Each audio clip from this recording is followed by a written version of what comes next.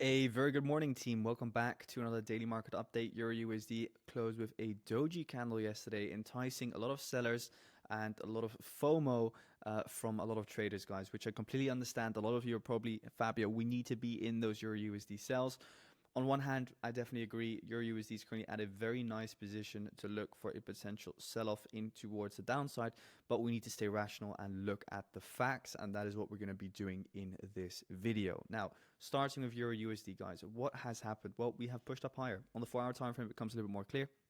Yesterday morning, you can very clearly see that we got kind of one last push in towards the upside, just missed the overall connection with that daily imbalance candle, or these two daily imbalance candles, and then in towards the New York session, we started selling off very aggressively in towards the downside. Now, what happened on the lower time frame pretty much, and I think you'll maybe see it a little bit more clear on the 15, is that we started grabbing a lot of liquidity, for example, underneath all of these ascending lows, and we made a connection actually with this old area of 15-minute demand, which never actually connected with the order flow itself. So what you'll often see is that these kind of demand zones get grabbed again in the future, because look, this is a clear demand zone filled to get tapped into, and then after that, pretty much every single sell for the buy here had at least some form of a connection if it was just a wick.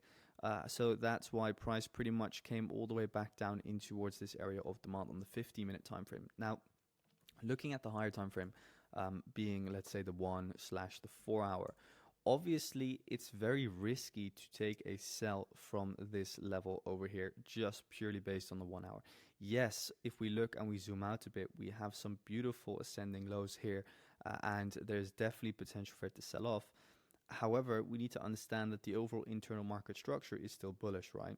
So we get the overall push up, we get the overall sideways correction, then we get the overall push up. So your overall kind of like fib that you're now supposed to be drawing in is pretty much like this over here. So you can see that you pretty much just exactly retrace into the 0.5 fib here of the internal 1-hour structure, which pushes up, pushes down, pushes up, pushes down. And now it's not strange that we're pushing up again. So I got a lot of questions. Fabio, should I now then be selling, for example, over here on this area of supply? Well, if you put your stop loss here and your TP here, you might have a 1-to-1. I don't think you even have a 1-to-1.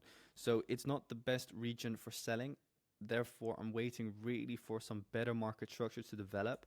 And also there's some confluence from the dollar index in that regard. Now, we saw a 4-hour fractal break of structure in towards the downside. But then again, fractal breaks don't say anything. It's all about where the fractal break actually takes place, because fractal breaks happen everywhere within a market, right? And it's kind of like the lowest form of market structure, because if you look at the different ranks of market structure, you have swing structure on number 1, internal structure on number 2, and then fractal structure on number 3. So fractal structure is actually the weakest form of market structure, but we make it strong for our entries by stacking it with other confluences such as liquidity, such as the premium versus discount. And in this particular situation here, we haven't yet made a connection with that overall daily area of supply. So market is kind of like reacting to nothing here. So therefore, I think this is kind of like maybe a fake move, getting some sellers into the market at first who sell also on this candlestick pattern over here. They probably also see kind of like a support resistance level over here. So I'm now just waiting actually for one more drive up from EURUSD to take out that first high. And then for me, the higher probability sell in towards the downside will come. And then anything inside of here, pretty much, in my opinion, will be a good sell, where you can place a stop loss above the highs and then just target this low for like a 1 to 2.5 or whatever it will be. So that's kind of like what I have for EURUSD. I'm going to wait for a little bit more upside. The reason also being is because the dollar index here on the daily still has not yet made a connection with this overall daily imbalance candle. So yes, we are looking for potential long in towards the highs. Obviously, from a daily perspective, the market structure is bullish with the current fractal low being here, the current fractal high being here. So we're very low in towards discount pricing, around the 786 fib, whatever you want to call it. Now, on the 4-hour time frame, you can also see that we not yet have made a connection with this overall area of demand. So remember, from my perspective in the market will not just reverse from anywhere, in the sense that it will not react to nothing. Like some people might call this a fair value gap, but for me, it just always needs to make at least a connection with the overall sell for the buy. Because look, the fair value gap, for example, is this. So for me, the fair value gap is kind of like valid from here, because then it starts overlapping with my overall sub for the buy. So that's why I'm kind of like waiting for that to get hit, and then I'll start looking for a long position, which means there's a little bit upside still for EURUSD possible. Daily fractal on the dollar is still bullish, still looking for the NFP high to get taken out, and for this overall mini internal trend here on the 4 hour to kind of like continue up higher. So let's see if we get some bullish confirmation on that. Going into what is it next, AUDUSD, we can see that AU has been pushing up higher. So yes, I was looking for a shorting opportunity. AU came back up to take out the liquidity highs, which I highlighted in yesterday's video. So it actually happened very fast since we recorded it, recorded the video yesterday morning. So what happened here is that we took out these descending highs, and then obviously boom, straight away a massive sell-off in towards the downside. Now again, the fractal structure doesn't close underneath the fractal low, so it's definitely going to be like a lower probability overall sell opportunity. Then if you look at the 1 hour, that's where it kind of gets a little bit more interesting. Here you have like a 1 hour supply zone, but this 1 hour supply zone causes an initial reaction. But now you see this morning we're pushing up higher. That's because the supply zone itself is a weaker supply zone because there's no liquidity. Like you can see here, high, lower high, lower high. So when a supply zone is formed, preferably this high would have tapped, for example, this high out or this high out and then sold off. Then you have a much stronger area of supply. And in addition to that, obviously the dollar index was not yet ready. So I'm waiting for now on AU, pretty much just the highs to get taken out again, maybe. I'm loving this because there's a lot of manipulation happening on over here. And again, people are selling on this candlestick pattern with the stop loss above the highs. So I'm just waiting for the stops to get hit, and then we will probably get into the market, guys, and look for those good sell opportunities. And hopefully within New York session, we can start seeing that overall drop off in towards the downside. Now, GBPUSD is next, and GU is a tricky one, definitely kind of like the most bullish one of them all, definitely after kind of like that news that we got on, I think it was it yesterday or Wednesday?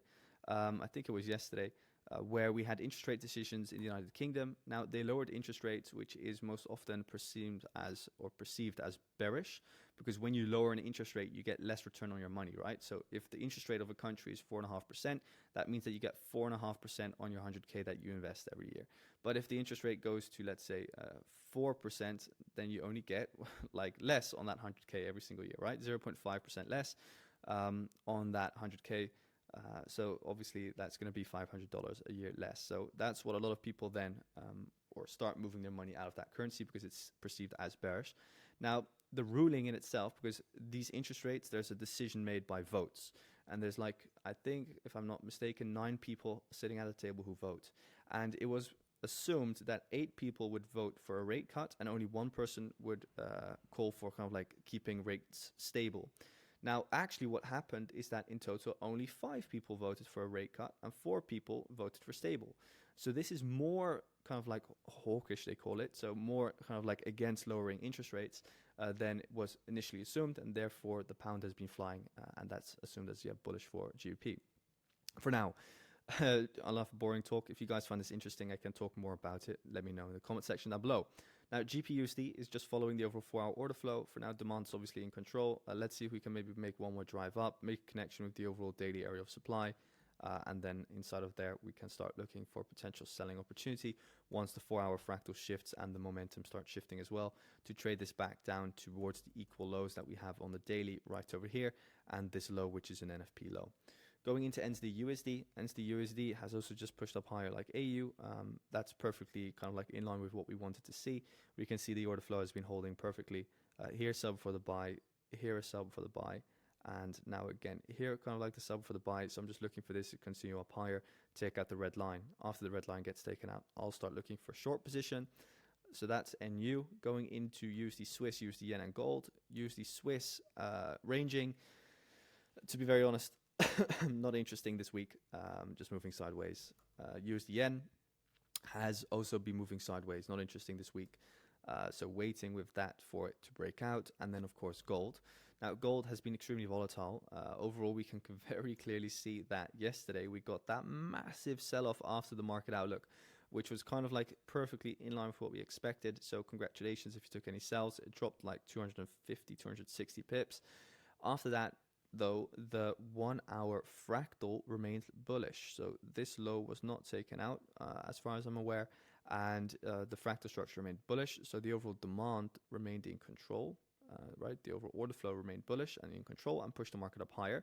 So for now, again, demand is still in control, pushing the market up higher as of this morning. So I'm just waiting for market structure to shift, and then I'll start looking for potential shorting opportunity, or I'll look to kind of like aggressively get into a sell once we take out the current fractal high again, and then maybe see somewhat of a deeper correction to take out some lows again. So that's kind of like what I'm looking for in gold. From a 4-hour perspective, we are still 4-hour fractal bullish. From a daily perspective, we're still daily fractal bullish, and we've now tapped into this daily demand zone, which is the sell before the buy. Again, as simple as that. So if you want to take those sells, let's just wait for some 4-hour confirmation. If you want to take buys, then obviously you're trading in line with the immediate order flow.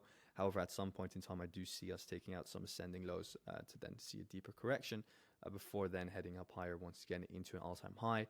And obviously gold has been pushing up higher together with equities, indices, and crypto as well, as Bitcoin has been pumping to the absolute moon after it was announced that Trump will allow 401ks, which is kind of like the pension funds of Americans, which consists of around $6 or $7 trillion, to be invested into crypto. And that is the reason why crypto has been flying. So that's it for today, guys. Quick market update here for you. Have an amazing weekend. I'll let you guys know inside Discord if I start entering those dollar positions. I'm just waiting for the confirmation to happen, and then I'll speak to you guys inside Discord. Thanks.